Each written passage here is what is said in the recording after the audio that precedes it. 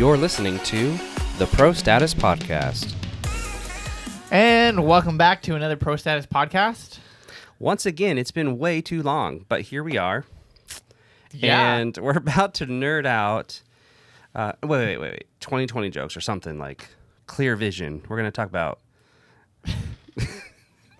So stupid. It is stupid. If you're watching the video podcast, you can see we have a plethora of lenses. These are Word of the almost day. all the lenses in the office right now. I mean, this is a good assortment. It's definitely not all of them, but it's a chunk. And, We've kind of gone lens crazy the last couple weeks. yeah, we've been working with a lot of lenses, a lot of different lenses, comparing, playing with. Really, I don't know if we've ever had so many options. Nope. I should probably mention these are ours too. They don't belong to any, not ours, but we didn't steal these from church or from somewhere. No. These are just in the office, but we literally have. I'm gonna count them real quick. A lot of these Canon was nice enough to send to us, so shout out to Canon for most of these lenses. Some of them we own. Some of them are Canons. I'm counting around 23, but I think it's more because I can't see them all. So quite a bit of lenses here. I mean, there's a lens on that camera. Yep. We're filming this on the red Komodo with RF 28 to 70. Yeah. We have the Raven with the 17 to 120. Beautiful lens. EOS R. The R5's in the mail. Yeah. Finally bought an R5. The only camera we don't have in here is Jesse's Pocket 6K. It's true. It is in the other room. So it is in the room, or it is in the building.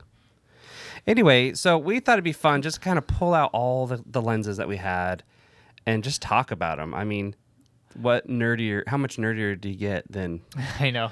pulling out almost 30 different lenses to And talk about having a chat. how we use them for video, Yeah.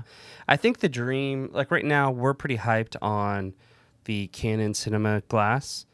It's beautiful. They're zoom lenses. They're amazing for that broadcast, that cinema broadcast look that we're really known for. And mixing the broadcast and the cinema together, because Yeah, and these just give you all the traditional broadcast controls, but they're not.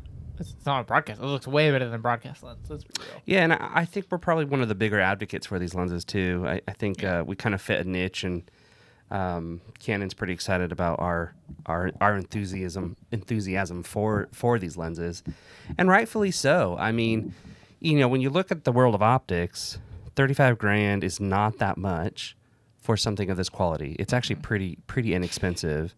And if you look at some of the broadcast lenses out there, they cost a lot more than $35,000. Yeah, I mean, you can spend $100,000 on a box lens easy with just little effort. Mm-hmm. And these really aren't meant for broad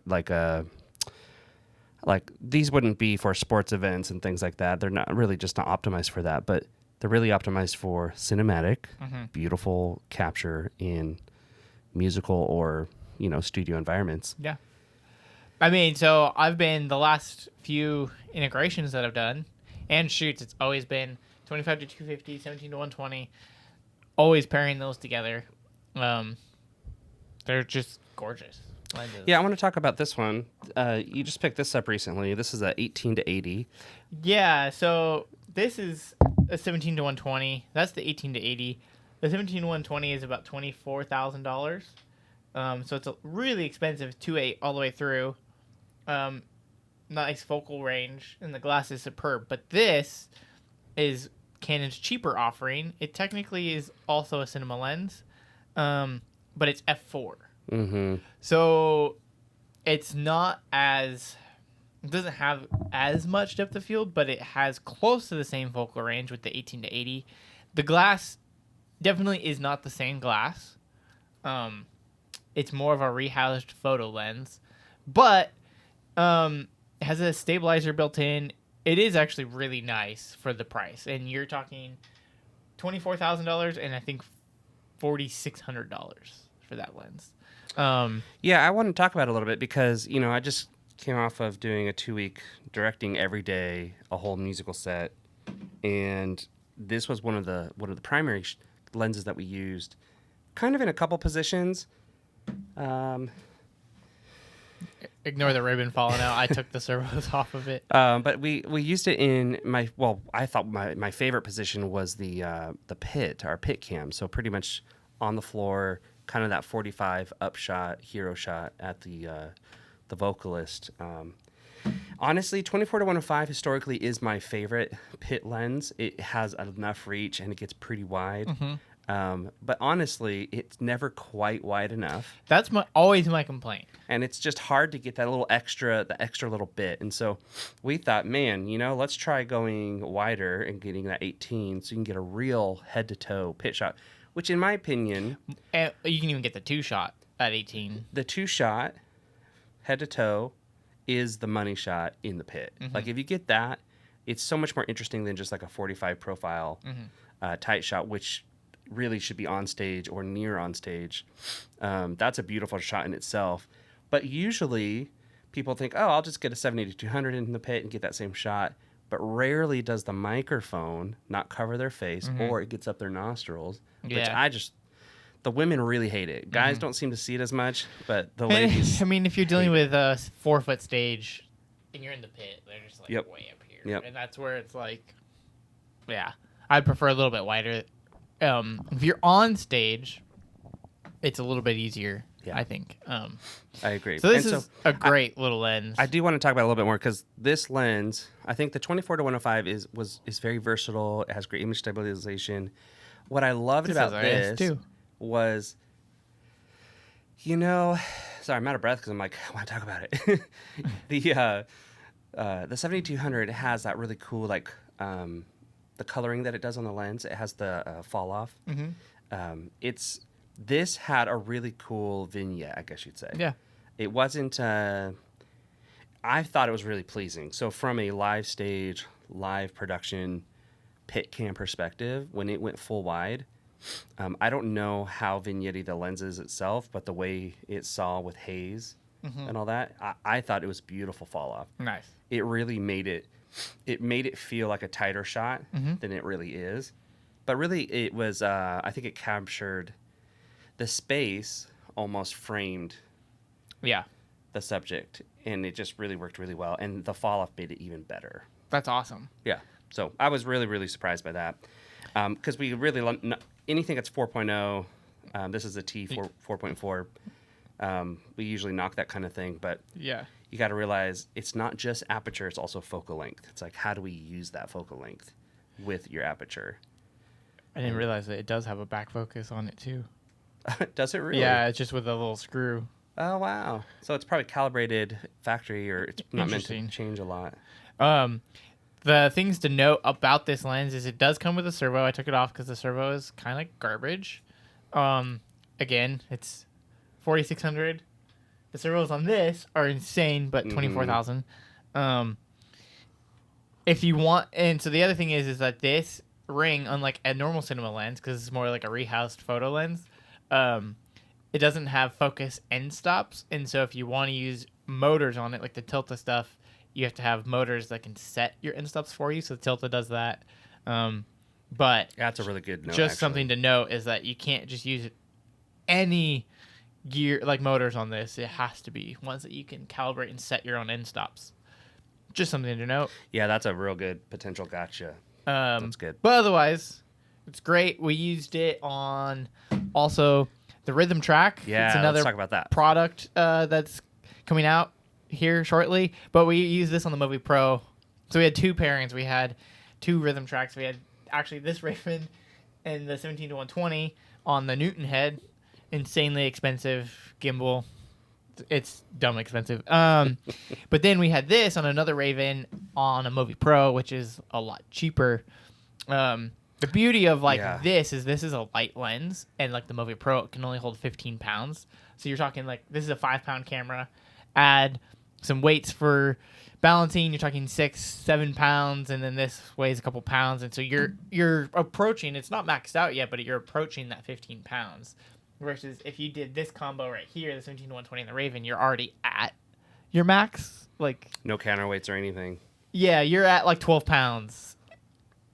So it's tight. So this lens on a cheaper gimbal like the Movi Pro is also a fantastic option because this weighs nothing compared to that lens. And so yeah, and I think also with like a wider shots, whether they're cable cams or on tracks or whatever, dollies, whatever you want, whatever it is. If you're typically hanging out wide, I mean, the 4.0 is totally fine. Yeah. Oh, yeah. That was the other thing I was gonna say was, I have opted a few of the cable cams and rhythm tracks from Defy, and most of the time I end up setting my lens at f4, anyways, because if you're moving closer and further away from a subject and you're moving fast, trying to keep focus at 2.8, track and focus is not. Wow, it is really hard. Yeah. And so that's where I end up usually setting the lens at f4. And if it's wider, I kind of want more in focus at the same time anyways. And so this being an f4 lens, the f4 doesn't bum me out that much. Right. Yep.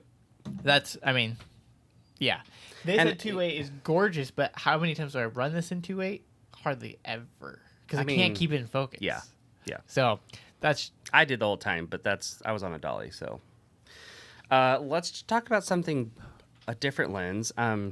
Clearly, we were surprised by this lens, and it's really fantastic. I would say the bang for the buck. It's a good bang for the buck, It's there. But one of the other things that Canon... real quick, I think the tension with a lens like this, basically it's a DSLR glass rehoused, like you said. Mm-hmm.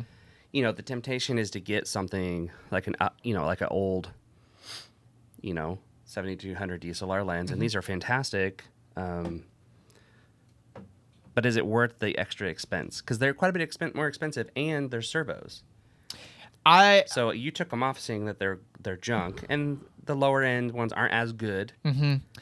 But the other thing is that you're not like, yes, this is kind of like a rehoused photo lens, but like there isn't an 18-80 ungeared like lens out there. Excuse me. So I would say that they make a 70-200 version of this, and that lens I can't recommend because it's a 70-200 f4 rehoused, so it has gears. Yeah. But I don't think the 70-200 version of this, the servo version, I don't think it looks good. I agree. I mean, they're popular. A lot of people use them. Yeah. And I get why. I would prefer this, which is the 70-200 2.8. This is actually version 1. This is old. That's an old one. But I would much, much rather have this, and you can slap your own gears on them. Yes, you can.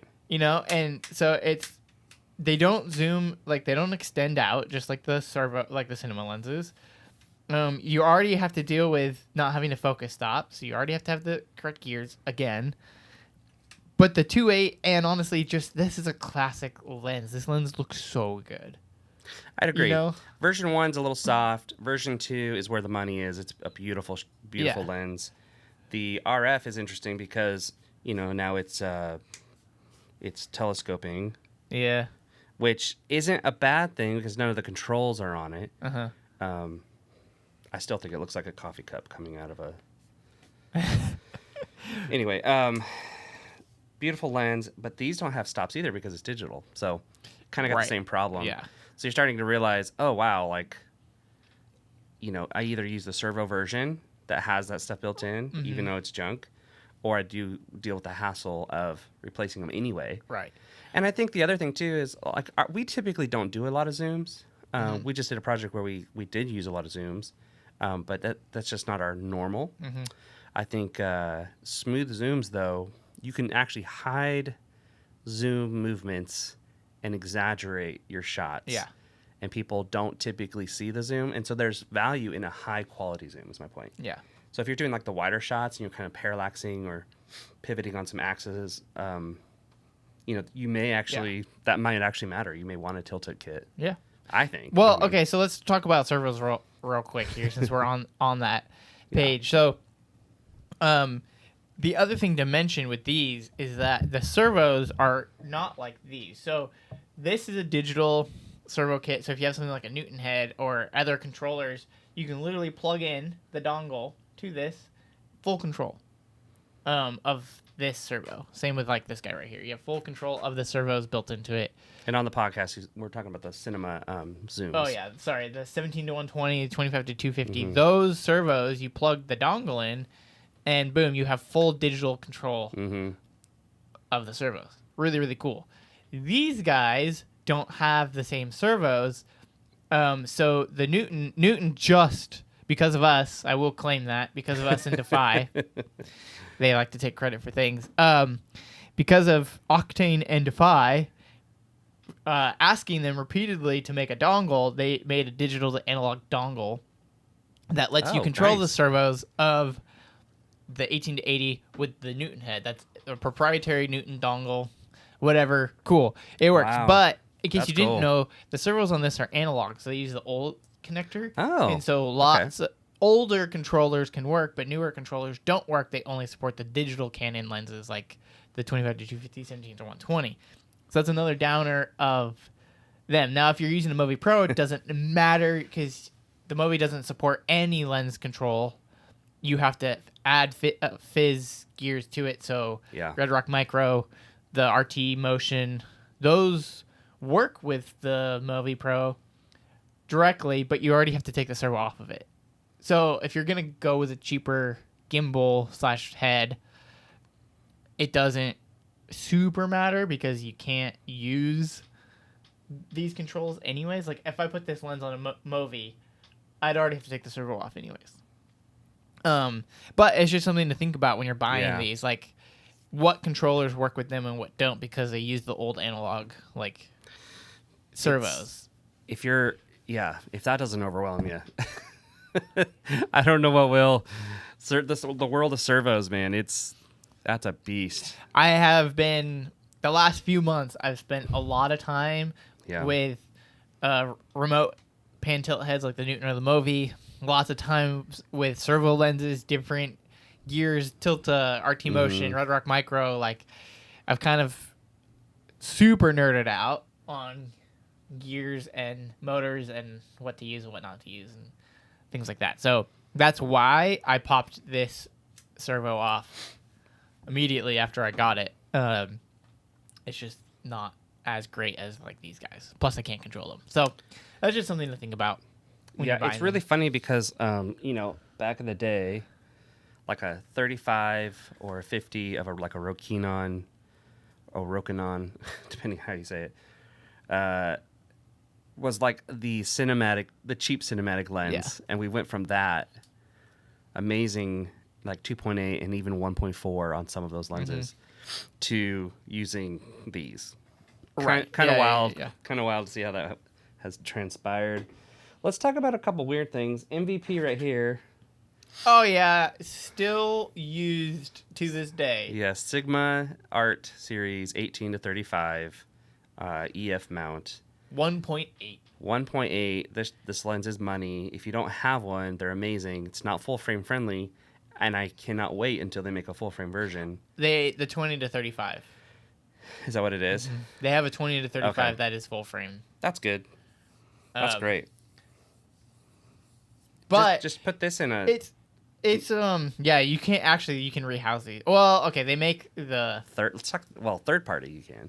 But they make a cinema version of this. The lens, the focus throw is just so far on that thing. You're just like cranking it forever that to one, get it to focus. But the other thing that's crazy about this lens is it's kind of macro-y. Like the focus distance is so close. Yep.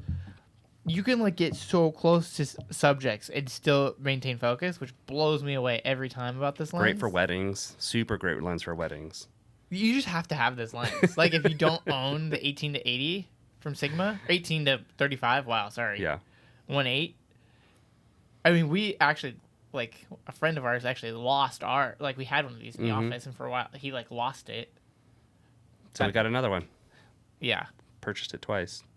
So that's a great lens. Yeah, I always recommend that lens. It's a great starter lens. When you're not inspired about something, you throw that lens on and just play around with the shots with it. It will re-inspire you. But they're cheap too. Now you can get them for like $500, which I got a smoke. I just bought one that was used but in great condition for less than $300, which is a smoking Holy deal. moly, I got yeah. a good deal. What eBay else is we got? fantastic. 11 to 24. This is a cool lens. So this is like a weird lens, but this is one of my favorites from It's super Canon. cool. It's huge. It's a monster. Look at that. Like, I didn't we grab this? I think we got this for like sky photography or something at one point. yeah. So one of my original pairings of this, because this is a full frame 11 mil, which is just wild, is I put this on a Monstro, and I could throw a clip of it in here, but at Heaven Come, it was this on a Monstro, which if you don't know is a full frame cinema camera. Mm-hmm. So 11 mil full frame. It was like 8K. Yeah, 8K, wild footage, but he ran around handheld with this thing, and because it's so wide, basically didn't need a gimbal, and it felt stable because it's so wide you can't like see any of the jitters in it. That was insane. But I took a lot of photos with this and the R5. Oh, I remember playing with I remember doing that too. Really, really fun. One of my favorite lenses. It's really expensive, so I haven't justified buying this. This is from Canon as well. But, like, 11 mil is just wild. I really want to try the 8 to 15 that Canon makes as well. Yeah. But that's a monster of a lens. We have the primes all laid out here, too. This, not this. This is the old crap. Yeah. Where's the, oh, yeah, that guy. There? The 100 mil macro. This is the macro. The cheap one. This is not an L series lens. This is the ultrasonic version. Cheapo, $250, $300 for this 100 mil macro, 2.8. Fantastic portrait lens. The autofocus is slow because it's very slow. Not no lens, but a lot of content's been shot on this LED wall stuff. Ton of stuff. This 100 mil with the Raven, 120 frames per second. Amazing macro stuff. Amazing product photography. It's honestly really quite amazing. Most of my, if you follow me on Instagram, and any of the product that I've shot on this wood table, as you see this wood table, and any of those products, lots of Komodo accessories and things like that, all shot on this lens. It's even the ultrasonic version is awesome. Like, it's plenty fine. It's really great.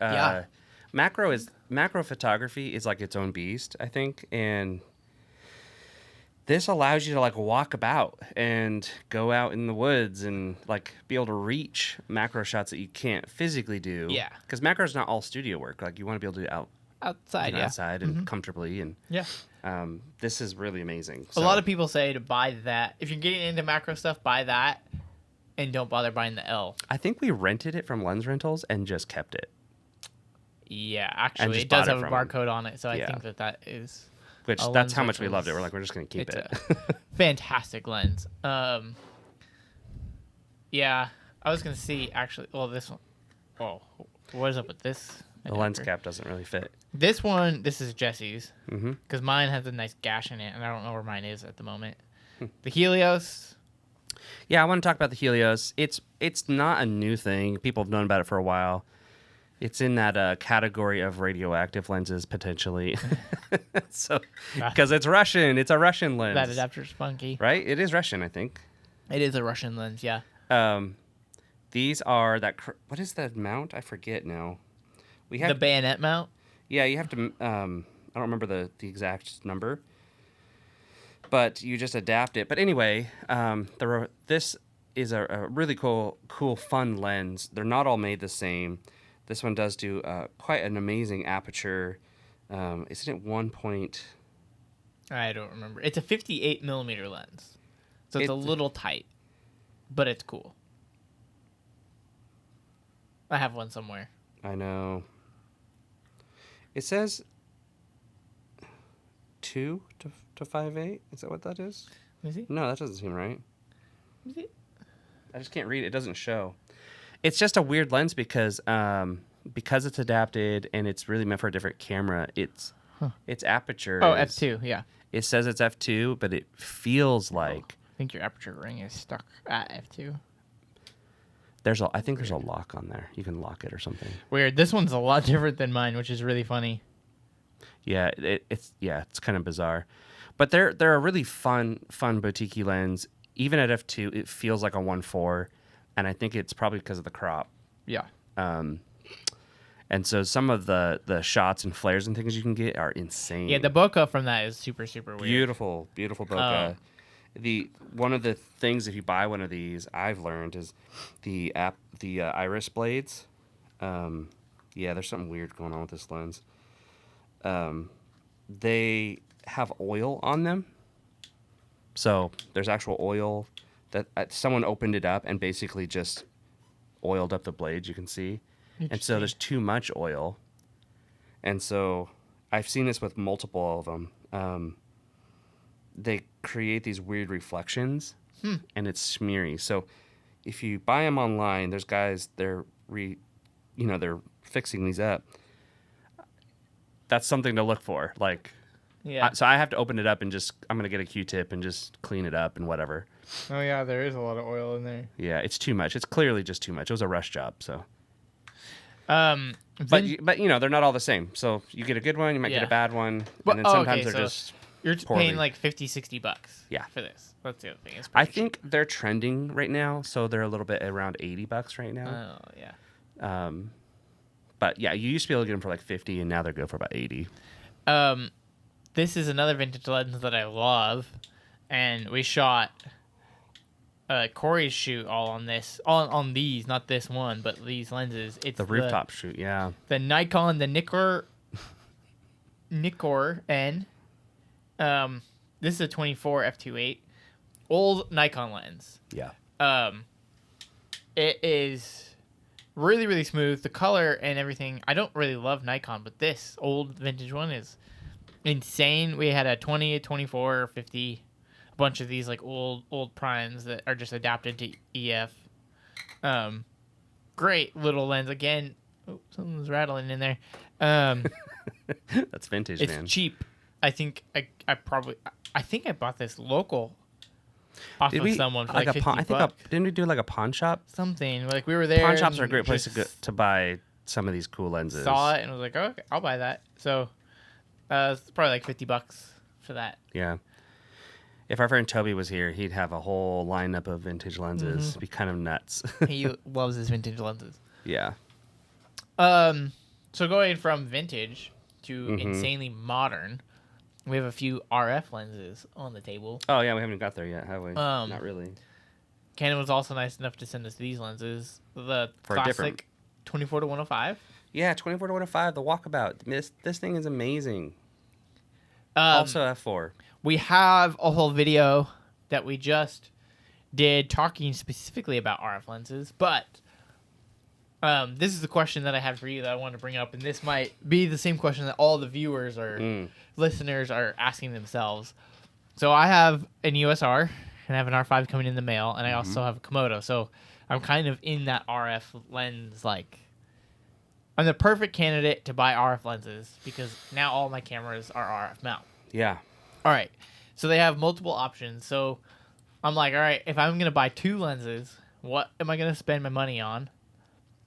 And what am I, like, where am I going to spend money and where do I, like, cheapen out a little bit? So I really, for what I do, I really want, like, a wide.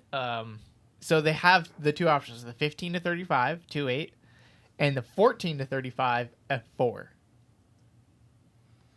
So my gut is buying the 14-35 f4 because it saves like $1,000, and then spending that extra money on the 70-200 2.8. I mean, you always want a 70-200. Yeah, but they make an f4 model of this. But I feel like if you buy a 70-200, you have to have the f2.8 model. It's not the same. You have to get the 2.8. That's what I thought. If you want to be a pro, you want to do real photography, you have to have 2.8. The 2.8. But and my thought is like when I'm at 14, 15 millimeters. And IS. I mean, well, they all have IS. Even the f4? Is that one of the changes? Yeah. Oh, okay, great. I wonder if it works as good as the. Well, I'm thinking if I'm at 14, 15 millimeter, I don't necessarily need 2.8 that wide. I know that if you're vlogging or.